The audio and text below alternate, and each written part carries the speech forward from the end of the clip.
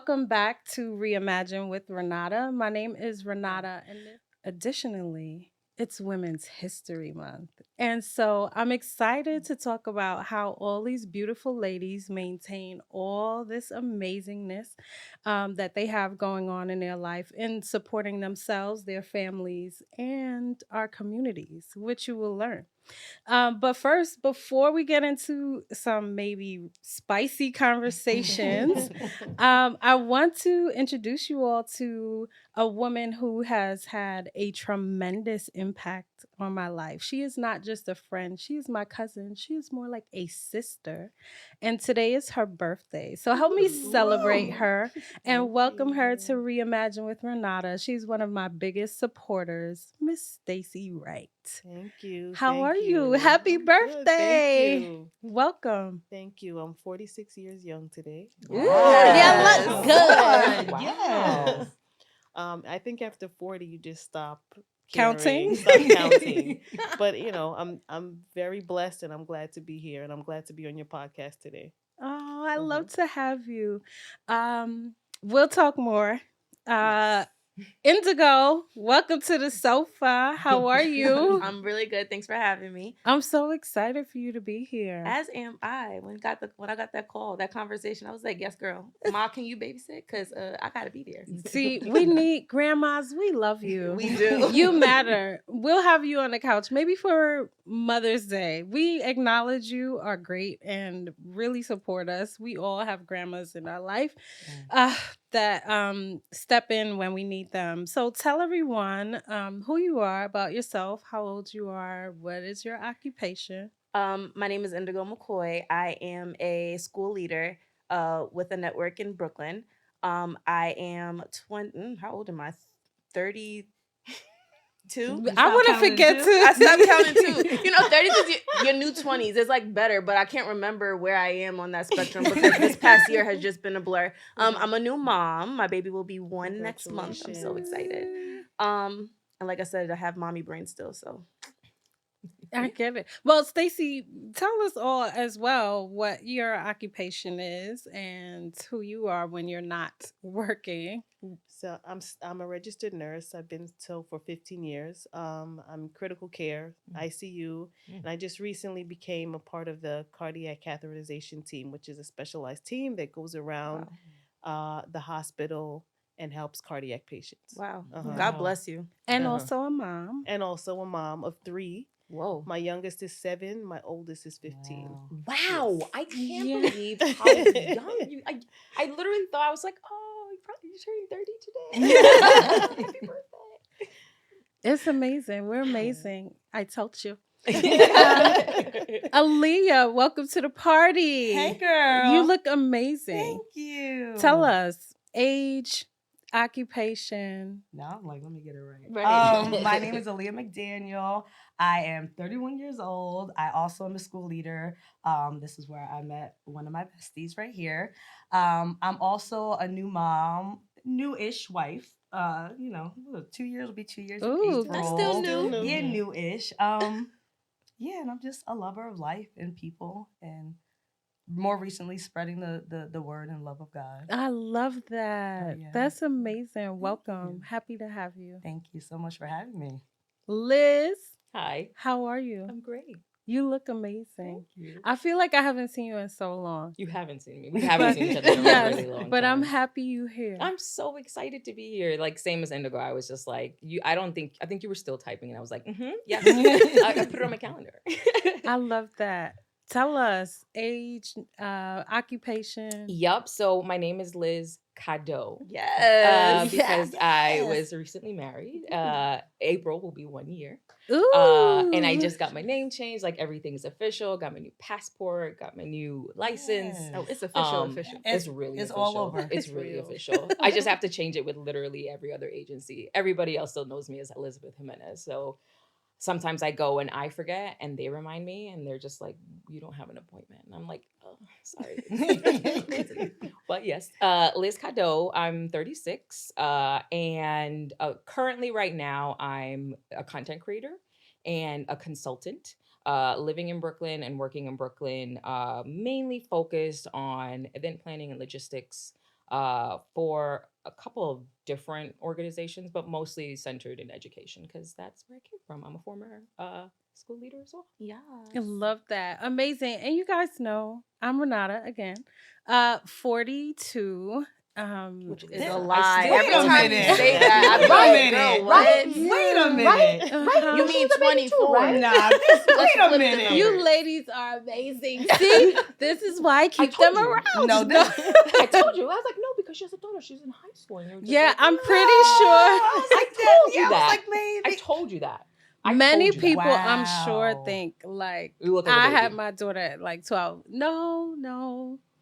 Yeah, I'll be 43 in December. It's been an Crazy. amazing time Yes. since I turned 40. And maybe we'll have that conversation today. I think turning 40 was really awkward because I expected it to be like this big celebration, but I turned 40 in 2020, which was like a wild year emotionally Yeah. and socially, Yeah. obviously. So feel like I'm just starting to like learn my 40s, but there's a different level of confidence and also like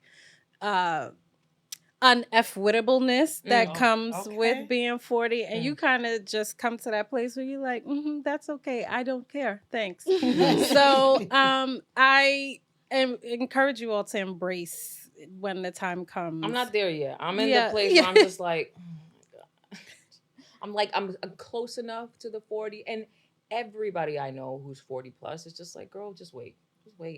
Just wait. It's fine. Well, But I feel like that's what everybody said about the 30s. I agree. Yeah. In the 20s, I was just like, and then people were like, just wait.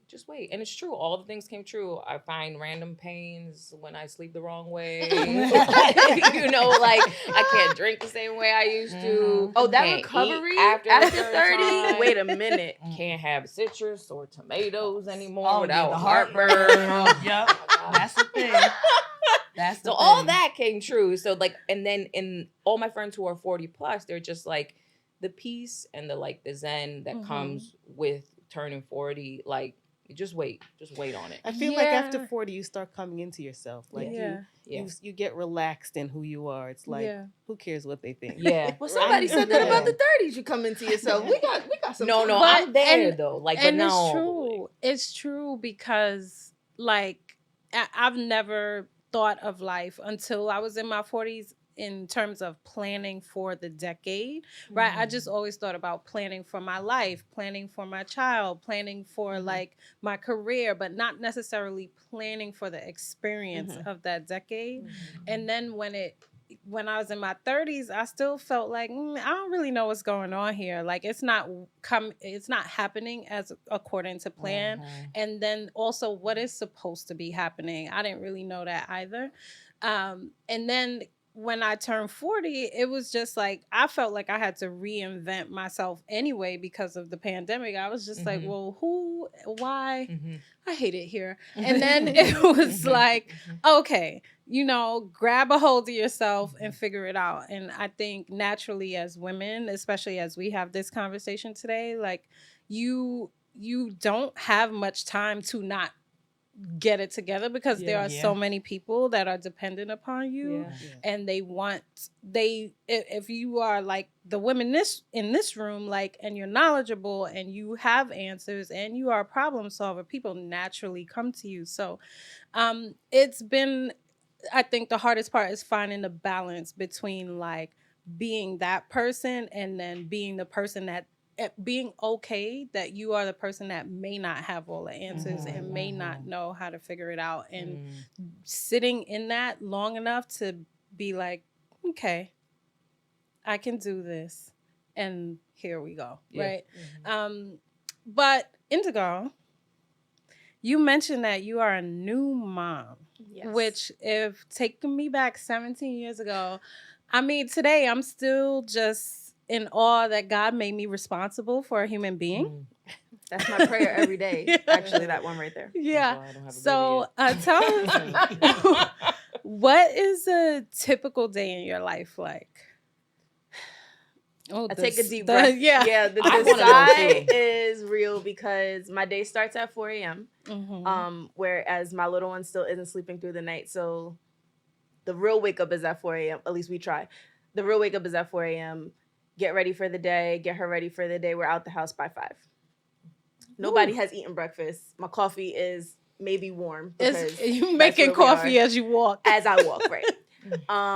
We're in the car. I get her to the sitter somewhere between 6. Remember, I left the house at 5. Somewhere between 6:30 and 7. From there, okay, guys, we know. Sorry, we are in the office somewhere between 7:30 and 8, depending on if the Jackie has an accident or not. You know, can't predict those. Working until 3:45. We go outside for dismissal. God, please don't let there be a fight, because if there is, it's a longer day.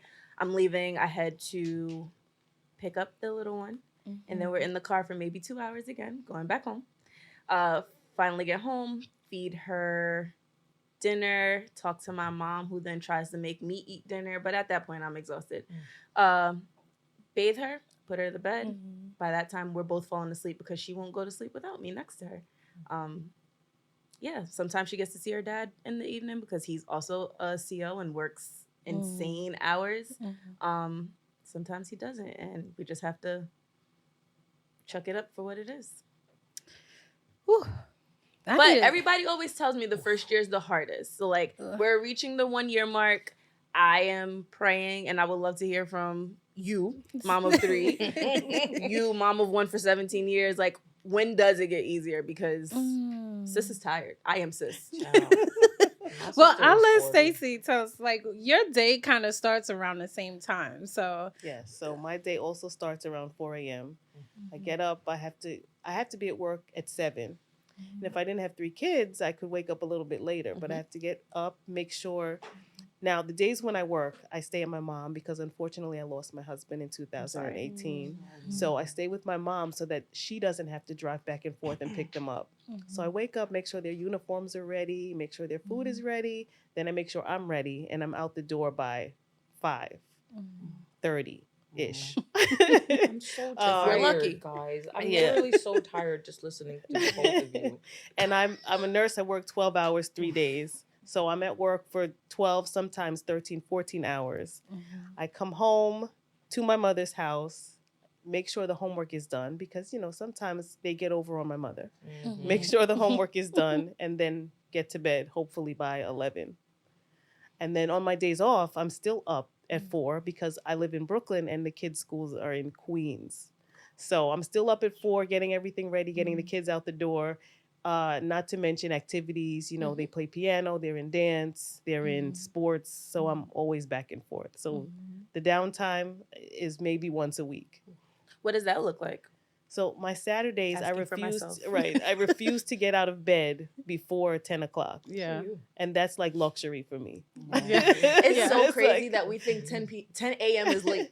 Right. Like, there are people who are like gotten home at 4 and they're sleeping till 2, 3. Yeah. Back us in our college days. Like, Right. what?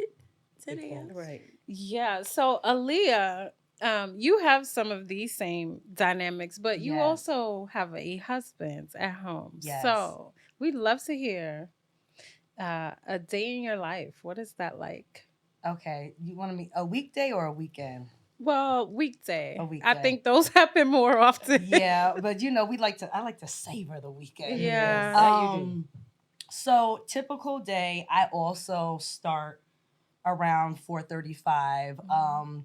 Just because, recently like was pumping, also just want to get my mind right. I try to do some sort of like devotional prayer to get my mind right. But also I like to get to work early. I like to give myself an hour where nobody's in the building. It's just me in my office preparing for what's to come, because you never know what's going to come in the day in the life of a school leader. Yeah. Thankfully, our tribe, thankfully our baby sleeps through the night. We sleep trained him Ooh, that's starting amazing. at 4 months, because I am not a nice person without sleep. And this job is, so I knew that for myself. And so it was tough, but we did that. So he'll sleep until about 5 a.m. So I'll get to see him for a second. And so my husband does a drop off to his godmother around the corner. We're so very blessed that everything is pretty much within a 5-mile radius. Yeah. And so then 6 a.m. I'm at work, hit the ground running. You never know what you're gonna get. That's for another day. Leaving work by 5:15 the latest to go get my son. I do pickup. And then from when I get him to bath time is sacred. Like, I'm not looking at any work. I'm not, I might, answer the phone for somebody, but because we get so limited time with our kids with our work hours, I try to make sure dinner, bath time, and bedtime is just us. And yeah, try to wind down. Sometimes I try to look at work. It's been very hard recently coming back from maternity leave to open my computer when I get home. Yeah. And recently I stopped feeling guilty about that. I love that for you. Because if I'm not right, then nothing is going to get done. So that might look like making dinner or, warming something up, watching a show, doing prayer with hubby. And then I'm in bed by 9 p.m. Ooh. every night. Again, because I am not a nice person without sleep. And he sleeps through the night for most nights, but sometimes you never know, regressions, teething. And so I have now trained myself to know. After our last work retreat, when we were talking about habits, that's when I started the 9 p.m. Because I'm like, all I'm gonna be doing is scrolling anyway. I'm not doing nothing fruitful. I'm not doing, like, if he's down, I might as well take advantage of it. And so that has been a game changer. I've been able, the rest has made more space for me to just cognitively think. Because when you're sleep deprived, that is a whole nother story. It's so interesting that you set this habit for yourself to go to bed at 9. I happen to fall asleep because I'm putting her to sleep because I'm tired. Like, you're not allowing yourself to get tired. So, like, that's why I wanted to name, like, I'm proud of you for that, because thank you, friend. that's discipline. I'm trying to do trying to get disciplined in one area, and the prayer is that it will seep into every other area. So that's the day in the life of a weekday. Liz. Now, and to be clear, like, it is important for us to truly understand the days in their lives, to understand everything else that we'll discuss today, because the perspectives will obviously be different, but also, like, we currently have a culture of people that have had the opportunity to shift to a remote work, while many of us here are essential workers. And so our lives don't necessarily look like what the majority may think, because we are not, like, working from home, and we're not, like, taking meetings on in the poolside.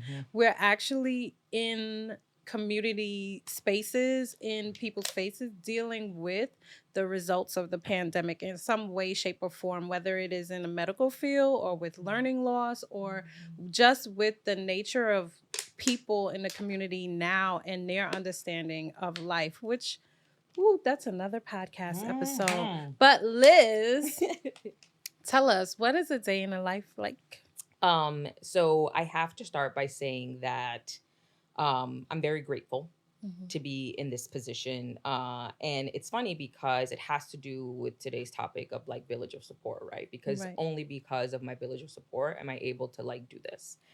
And so I was working, obviously, as in the charter area on the regional and network level. And I just realized, like, how unhappy I was and how physically sick I was. Like, I had developed a case of stress-induced IBS, and I am, like, I'm known for being a late bird, but also, like, it impacted everything else now, because like, I woke up on time, but I was in the bathroom. Like, I was, like, now late and, like, missing things. All that to say, through the help of my therapist and my village, I decided to transition out of that role and pursue something else.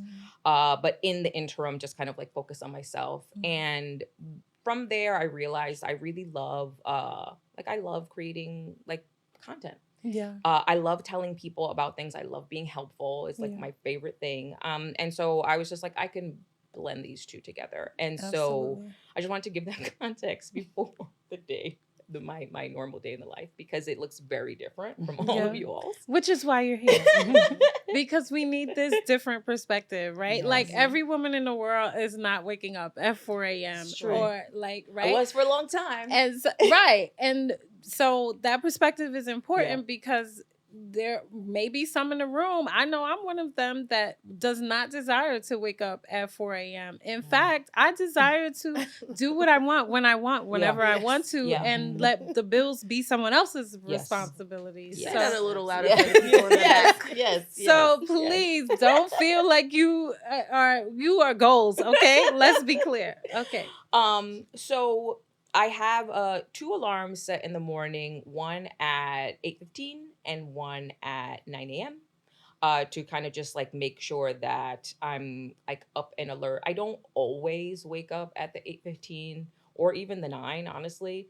And when I say wake up, I mean get out of bed. But I'm up and like I'm alert, I'm stirring. Like if there are any emails that I need to answer from like my consultant business or my event planning events that I have coming up, I'll do that like from bed. Again, I'll scroll From bed. I love From bed. it. Yeah. from bed. I'll do some scrolling. I like build that into the day as well. And then there's a couple of things that I do in the morning. I'm currently doing Invisalign, so I have to brush my teeth because things get real dicey up in there if I don't brush first thing in the morning. So I do that, and then I have a deck of affirmation cards called affirmators that are like affirmations, but like snarky and funny. So I'll pull one of those and I'll like put that up on Instagram for the day. It's like the card of the day, the message of the day. And then from there, I'll walk the dog. I have a 4-year-old stubborn Shiba who should be a cat named Mochi. And Should be a cat. Should be a cat. And so I'll walk him, make sure that he goes out, get some exercise. And then from there, it kind of just depends on the day. I feel like I have like scheduling PTSD from my old job. So I like could see that. I sometimes feel a lot of like anxiety when things are on my calendar because it's just like, oh, I have no free time. I have no free time. What am I going to do? But I have to like remind myself, like when I look at my full calendar, like a lot of things are like IG work time, job search work time, Yeah. you know, like appointment with my therapist, appointment with a doctor. And like these are all things that are like supporting taking care of me. So like just like reminding myself when I get overwhelmed.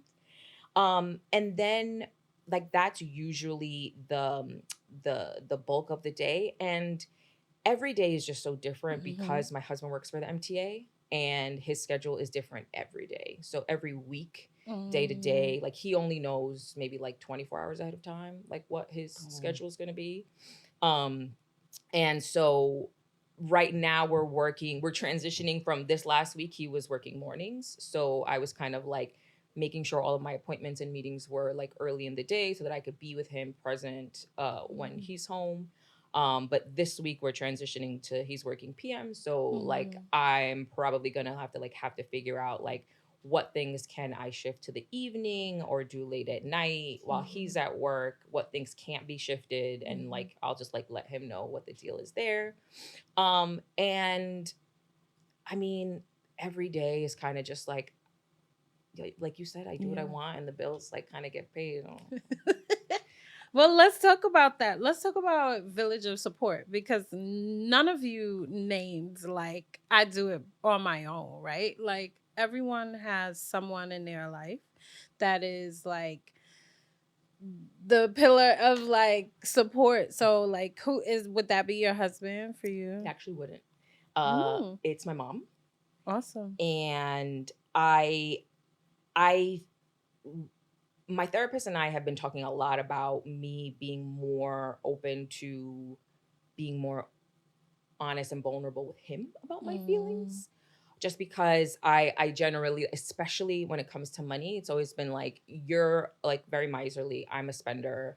Like you have your own money. I have my own money. Like It's your Mhm. business is my business. And even going into like us getting married, I didn't plan on changing any of that, but the losing, not the losing, but like the transition out Mhm. of this job really kind of like put the flashlight on that. But my mom had just recently, like, she was also a nurse. And she recently retired. Like, she retired 2021. So she like got a little bit of pandemic and she was like, oh, I'm too old. I'm gonna get out of here. I feel it. And I was very happy about that. And, you know, ever since she retired, she was a nurse for 38 years. Wow. You know, most of it with one hospital. So like she had like longevity there, and like, you know, she just realized like I could actually like live pretty comfortably. And like anytime she's like sees my account low, because the secret is I still technically have a college Chase checking account that's linked to hers. And I never changed it because I was like, well, I don't care if you know what's in there. Like, who gives a crap? And so like she'll look sometimes and she'll be like, hey, like, do you need money? Like, do you need money? And I'll like try to like hold off and be like, no, I'm good. And she's like, I put $5,000 in there, like, just in case, like, just We leave it love there." moms. I love Moms, that. I love we my love mom. you. I love my Is she mom. looking for half a step? Like, like to the point that With she a college Chase account? she gave me, I think she gave me like a loan, like 15, 20 grand for my wedding, plus an additional, like, she's floated like 30,000, almost $40,000 worth of living expenses for me since I transitioned on my job. Does she want 2 half steps? And, Please. and a grandchild? Please. My sister has 6 kids.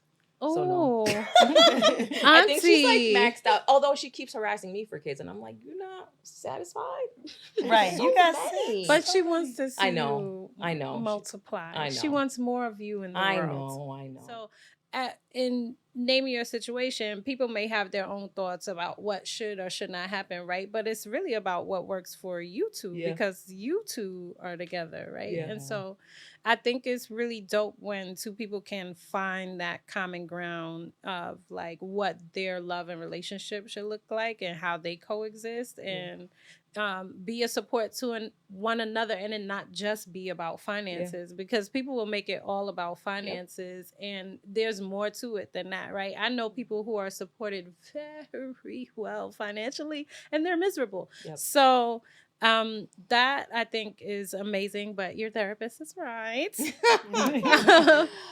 Ladies, self-care routine. Staci. So I have to admit, I'm kind of still learning how to pencil in, I guess, self-care. So I do try my best to at least prioritize rest. Rest is important to me. Yeah. So when I do have downtime, I try to say, you know what? I'm not going to answer the phone. I'm not going to run all over with the kids. I'm going to take some time for myself. Yeah. That's like my main form of self-care. But I really feel like I should include more adult time, like, you know, maybe go get a massage, maybe go out once a month. Yeah. But I'm still working on that. Yeah. So really the only thing that is in my self-care routine is rest, because that's important to me. We love rest. Yeah. How about you, Indigo? What's in your self-care routine? So I think this question is an interesting one for me, because I have a mommy tribe. This one happens to be a part of it, and we talk literally every day something about these little ones. And I think one thing that came up, Liz mentioned something on her Instagram previously where she was just like, you know, like, I was beating myself up because I was not meeting my time of like waking up at your alarm or something like that. And something I put in your comments was like, rest is productive. So it's interesting that you said that. But then I was thinking about a conversation that Aliya and I had where we talked about, when people ask me about self-care, it's like, oh yeah, I got my nails done. Oh yeah, I did my hair. Oh yeah, I did my lashes. Oh yeah, I did these things. But like, honestly, those are things that I need to do daily to feel good about myself, not necessarily that I'm taking care of myself. Absolutely. Right. So like, it's a very interesting topic, because I still don't even know what that means. I don't know what self-care is. So I can't how I tell you feel. what my routine is, because Right. I don't know. I'm still trying to comb it out. Right. And I also tried to buy a book that's like self-care for Black women, and things in there. I'm like, this does not work for me. Yeah. And that's a good point. Ooh, child, here we go. So when we talk about self-care as Black women, right? Because a lot of the time what we do day in and day out for our upkeep is considered self-care for others, but for us it's like necessary It's a for us to necessity. be Yes. It's a Maintenance. necessity. right. It's maintenance. You wouldn't say I need to put gas in the car as a self-care for the car. Right. The car wasn't run without the gas. Exactly. If you go get the car detailed, that's Right. self-care for Yeah. the car. Right. Because you Right. don't need to do that. Right. Sometimes maybe even like just like a car wash, like a plain old like wipe it off yourself after is self-care for the car. But like changing the battery because the battery's dead, that's maintenance. Right. Right. Fair. I think for me, like there are so many things that come to mind when I think about self-care. You guys know with my brand, Renata Del Carmen, there's a lot of stuff that comes with that. And for me, self-care is more about feeding my soul.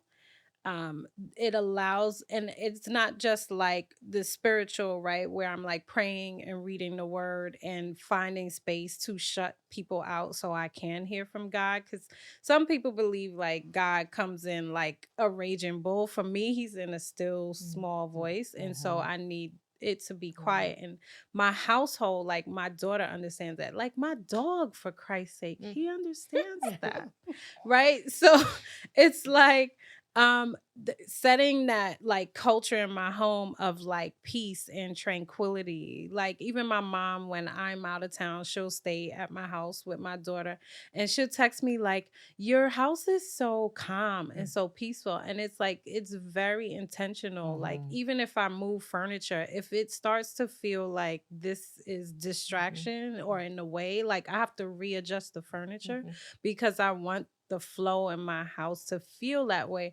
I know when people come over, like they never want to leave, and I'm okay with that, guys. I'm not complaining, but I'm saying like that for me is self-care, right? Because if I came home and my house is chaotic, then I'd be like, ooh. And I've also lived my life many times where like there was no home to go to, right? So it's like when I created this space, I was adamant about ensuring like this space is like peaceful and calm. And in that, I can like wake up, even though I don't want to wake up at the time I wake up, I can wake up and feel like, as Right. opposed to like, oh God, where's my this, that, right? Like self-care. May I ask you a question? Sure.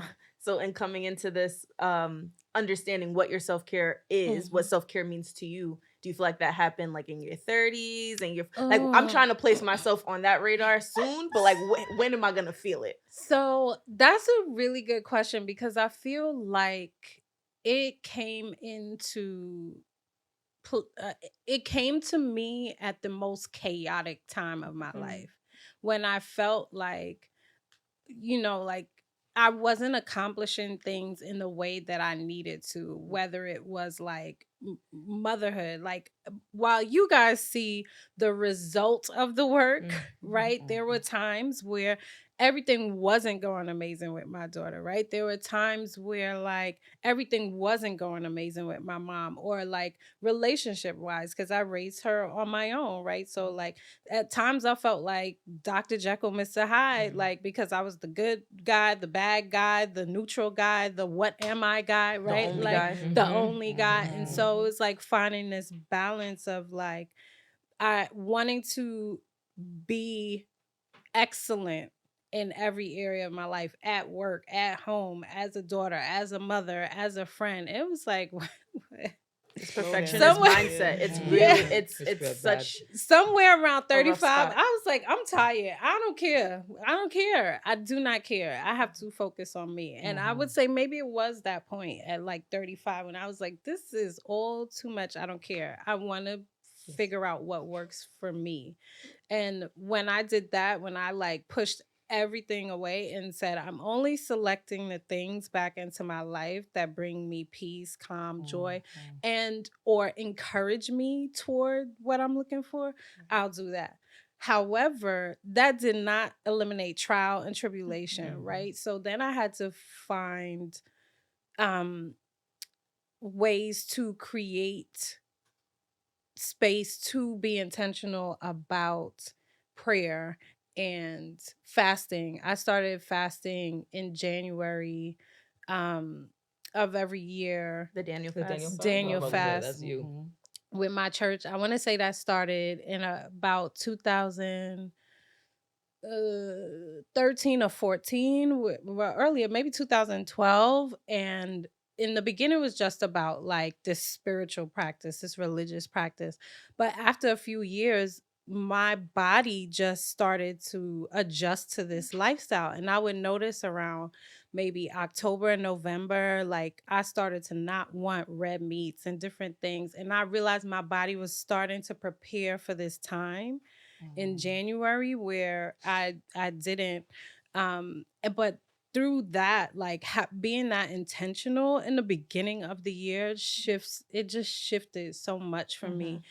So I wouldn't say it's just one thing, it's kind of like a combination of things that created this like lifestyle now, and I think it could still evolve, right? I For me, self-care is like Stacy said, like I want to go and get a massage. Like I love to go do Korean body scrubs as the summer comes in because I want the chocolate deluxe Ooh, to I be want that. popping. Okay. Okay. Come on, Uh, chocolate deluxe. yeah. Aaliyah, do you have a self-care routine? I actually started to once or every other month go to Korean spas. My mom and I do that often. And so if you're not familiar, like there's a bunch in Jersey, but you go, you pay a fee, and you can just lounge. There's baths, love a soak and a scrub. Feel like a new person after that scrub. Yes. It's like layers Yes. coming off of you. But also I really love to cook. Oh, Yes. that's the first time we've heard that. Yes, I really love to cook. And so And it's good. Yeah. That's important. Yeah. Thank you for clarifying Yeah. because Right. let me tell you, Yeah. the people will post all the plates, and I'll be like, "Well, how does it taste?" Okay. girl? But You need even to the know. places that, like you said, that look good, don't. Yeah. Right. Yeah. Right. That's So good. I love to cook. My struggle with that is it sometimes becomes daunting and no longer self-care because of the life we live. I try to meal prep. I'm cooking for myself, my husband, we're trying to be financially cautious. And so I think that's where I am right now. Indigo texts me like, well, I saw you post, you cooked something. Did you post it? And then I'm like, also like, I don't want to make everything content because then I don't want to love it less. But yeah, I do intentionally try to do a spa day once or every other month. And I really enjoy cooking. And I just love talking to people and getting to know their experiences and their walks of life. Like that really is self-care for me, to just learn about different perspectives and how you got to where you are. Because, especially Black people, Black and brown people, we're just so resilient, and learning different things from people makes me a better person. And so I try to keep that perspective, especially in our line of work, because we deal with a lot of people. And it's not always the most positive interaction, but I'm like, what can I learn from this? So that's been a new daily trying to train my mind that all situations can be something beneficial for myself and my soul and my spirit. Yeah. I love that. We've all talked about, like, well, you all have talked about what your day is like and where you can or are not able to get in like a self-care routine. You all have some pretty hectic schedules. And our generation, I think, who are familiar with Shaka Khan but grew up with Nippy, aka Whitney Houston, do we still want to be every woman? No, absolutely not. absolutely Take not. me It's a off bunch that of- list. No, I don't want that. It's a bunch of soft life queens I in would like here. to niche okay? down to not doing anything. I Yeah. would like to niche down to being. So taking what do care of you wife. think? I don't I think there during their time, especially Shaka Khan, like being every woman was more about a declaration of being independent of the expectations of like society or like men being the sole um power person, Mhm. right? And so why do you think now women are like, yeah, I don't want to be every woman? Like what makes you not want that life? I'd like to chime in here. I think there's this world in which we live in where it's like it feels like you're fighting for your life, Mm, right? You want to be able to be superwoman and you want to be able to do everything and be everywhere, but it's exhausting. Like we just talked about how we get up at 4 a.m. and my baby puts me to sleep. Like I don't I don't desire for that because then I feel like I'm missing out on crucial moments, right? Like mhm. you're missing out on that one conversation that you can have with your friend, to be intentional, to be present, to be in the now. Like why do I have to try to wear this cape and make sure everybody sees my cape Mm, Mm. in order for me to be successful? I mhm. don't think that you need to be there. I think like when we're talking about like living this soft life, we talk about, or the idea behind it is something I watched, being a kept woman. That's to your point right here, right? Yeah. I want to be kept. I want people to understand I'm capable. Right. I can do it. I'm going to choose not to do it because you need to do it. But I don't even want you to think that I could do it. Don't even look at me. Don't even look over here. Don't Yeah. even consider me. Get Act like somebody I else don't to know do how to do it. it. Yeah, Don't even listen. do it. So so now this is a great question and it's Women's History Month. So be with us in this moment. Who else would do it? That's for them to figure out. Hell yeah. Who's them? I don't Is it know. the men? Maybe. But I think I it's feel like, oh, I'm go ahead. sorry. No, go ahead. I feel like especially for me, I can only speak for myself. I spend so much of my life just trying to prove that I'm Yup. so much and Mhm, I'm so good at everything I mhm. do that I don't take time to step back and say, I could use some help, right? Yeah. Mhm. I want to put my feet up. I Mm-hmm. want to be loved on. Yeah. And it's okay to admit that. Yeah. It's okay to say, you know what? I'm tired. Yeah. I need somebody to help me with this today. But I also feel like that's why you see a lot of uh black women, women of color, particularly black women, Jamaican women, Filipino women in nursing roles, right? Mhm. Because Mhm. like as a nurse, like you're doing all the work and somebody else is Absolutely. taking the credit, Uh-huh. right? Like you did all the vitals, you did all the things, you prepped everything, everything's ready. You did a thing. Someone with the right degree or the right MDs comes and looks over your work and says thumbs up, and then that's the it's like so Right. there's like this like feeling of like needing to sacrifice. It's not worth it if there was no struggle. You Right. if Mhm. you're not helping, if Mhm. like you're not challenged as well. So Right. I definitely see that. Right. And And we I don't feel have to like be a martyr. You don't have to Yes, make yeah. that. yourself a martyr for people. Mhm. No, Mhm. you don't. When I think about why there's this pivot, I think I go back to the pandemic when Mhm. everyone, you just had to sit with yourself. Mhm. If you didn't change from the pandemic internally, I don't know what you were doing because there was nothing to do. And I think Mhm. as women, we have gotten back to, in my opinion, how God designed us. Mm. But the tricky thing is if you don't have the support to be in your rightful place, you Mm-hmm. don't Mhm. know what your rightful place is. Mhm. That's Mhm. true. And so I no longer subscribe to the strong black woman. That's not No. my thing. I think when I go to work because of my role, I have to. But when I walk through that door, whatever my husband says goes. Mhm. I don't make a decision because I choose not to make a decision because I have chosen a man that I know can be the head of household. Mhm. And so I think that more women desire, and so now we see women setting boundaries for themselves in Mhm. terms of what will I accept versus not accept in workplace and relationships. Mhm. But this I'm every woman actually contradicts femininity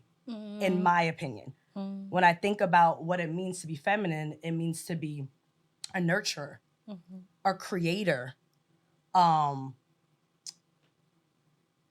a life of ease. Mhm. But that life of ease, for me, is very dependent on my femininity is very dependent and intertwined with my role as a wife, because my femininity only lives with masculinity. Because without masculinity, Okay. Right. So there's a space for me to live a soft life, to live a life of ease, because I have a husband that also believes in that design. right? And you also trust him to do that. Mhm. Yeah. You can't tap into your femininity if you don't trust who you're with. I'm sure you trusted your husband before he passed. Right. Like Right. you have to trust that person in order for you to Sean be also- there. Sean also was the husband that was gonna be the masculine, Right. whether you liked it or not. He was gonna be. We It's love really him for fun, that. though. I think all of these thoughts are very interesting to me for a couple of reasons. I think one, like, I wish that my husband would make decisions. I'm just like, please, God, choose something. Like, I'm definitely the head of household in my house, and I would love nothing more than to not I be. think that we And, have like, to kind of, It's even funny. without the support of a man, as Mhm. women, we have to kind of deprogram ourselves. I don't know if Yes. it takes, if it's therapy or whether it's, just having open conversations and open dialogues with our support system, that we kind of have to just get out of the mindset that we have to be every woman. We That's don't have it. to Yep. be. Right. And we kind of have to train ourselves Yeah. that, there's other ways to get this done. This was a conversation on the Breakfast Club this week. It's Was an act of it? resistance. So Ayanla. Ayanla. Thank you. Ayanla. It's a lot of Our letters good in that her sis name. I Ayanla. love her, but I can't say it. Not she, on my watch.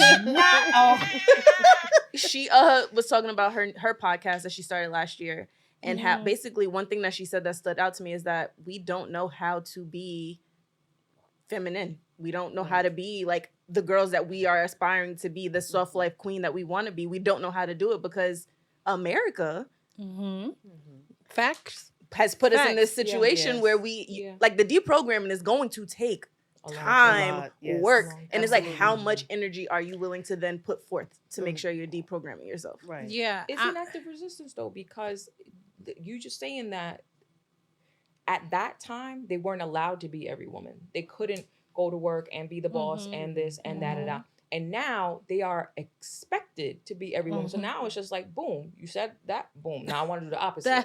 that. Now I want to do the opposite. Now I want to sit down. Now I want to put Yeah. my feet up. Now you do it. Yeah. But it's work at home too. It's So- work at home too. Like what do we do? Then that's why I said, well, who's going to do it? Yeah. There can always be a part two. You guys know there can always be a part two. Due to time, I want to jump to women's bodies because we find ourselves living in a country where people like to police them. But before we talk about the world's and their expectation for women's bodies, over time, as you age, your bodies change. And I find that an important conversation that is not always happening, whether it be in households or in these spaces, is like, what should women know about their bodies that is going to happen in your 30s and your 40s and your 50s, right? Where do you get that support? Like, are the women in your life telling you about your bodies? Is it like your physicians? Like, how do you get it? Biased a little bit as you work in the medical field, but feel free to chime in. Like, how do you get that info? I feel like nobody told me like what was going to happen to my body when I hit my 40s. So I feel like maybe it should be something we talk about, like maybe starting with our daughters. But I feel like it wasn't a part of my upbringing, and it wasn't. I mean, growing up in a Caribbean family, it's like you're gaining weight. You need to lose some weight. and that was the end. That was the end of the Straight conversation. The thing I know. Right. You don't have to, I know. I put on my own clothes. Thank you so much Right. for this information. I had to jump into Right. my pants. Right. I'm clear. Literally. I'm clear. One thing that to your point is like the mommy hormones. Nobody told me what to expect. Right. Yeah. Like Yeah, tell me you what's using the same deodorant after you give birth, and you like, whoa, I smell meat. Do you smell meat? Do the people think like your body goes through so many Yeah. changes? Yeah. It is insane. And even when they try to give you at the hospital, I don't know if your hospital do this. They give you a little folder, packets. Yeah. There's nothing in there about you and what you can expect. Oh, I right, was baby. so confused. Yeah. Don't Right. sleep with that baby, but also tell me that I'm gonna stink. and it don't matter how many baths I take, you gonna Yeah. stay. Like I think the mommy, like having a mommy tribe is so important. I'm so grateful for mine, but it's like Yeah. we're all learning together because everybody in my mommy tribe happens to be a new mom, and my baby's the oldest, so here we are. Yeah. I think that is, I don't want to get into my pregnancy, obviously many years ago, but it was very tumultuous and like a lot to experience. I had a surgery while I was 6 months, 5 months pregnant. Yeah, it was intense. And we can maybe talk about it on the Mother's Day episode, but I say that to say like when I was having my daughter, while Google existed and all these things existed, there wasn't as much information. And I think to Staci's point, like past puberty, well, my mom's a nurse as well, so there was always something. She would like bring home pamphlets about STDs, like just in case you think you want to have sex, just be clear, Let me like scare this is you a out little. here, right? So it was more about the warnings of my choices as opposed to like be prepared for. Yes. And I just wonder, like as women, what that conversation can be like moving forward to support our younger women in understanding, like especially, and we won't talk about your BBL today. We won't talk about your BBL today, but we will talk about your BBL one day. And I'm not judging you, but I'm just saying, without the clarity of what happens to your body, it's important when you're making these decisions Right. to know, like, potentially 20 years from now, how it could impact you. So just some thoughts. Advice for your 21-year-old self in 30 seconds or less. Anyone goes? Give yourself grace. You deserve it. Yeah. I think at 21, I was always this super serious 5-year plan person. Yes. I would say relax a little bit, have some fun. Same. Enjoy the moment and don't buy that. Facts. Someone with a shopping problem. We Enjoy see. the moment and you don't need that. Don't buy that. You're doing great. Stop comparing yourself to others. Yes. God's timing is perfect. Yes. At 21, I was the opposite of Staci. I was having a little too much fun. So I would say get focused, baby girl. You have a world that is unprepared for you, and the last thing you want to do is show up with nothing to show them. So get focused and focus on you, and everything else will fall into place. Ladies, thank you. I'm so glad. This time always flies by. I appreciate you all for being here. I honor you for the women you are, not just here in this moment, but like to everyone in your life. I know they depend on you. I know they see you as every woman. And we'll talk about ways to ensure that they are supporting you to become the soft, beautiful women that you are. Thank you so much. Thank you. Thank you, Renata. Thank you for joining us today.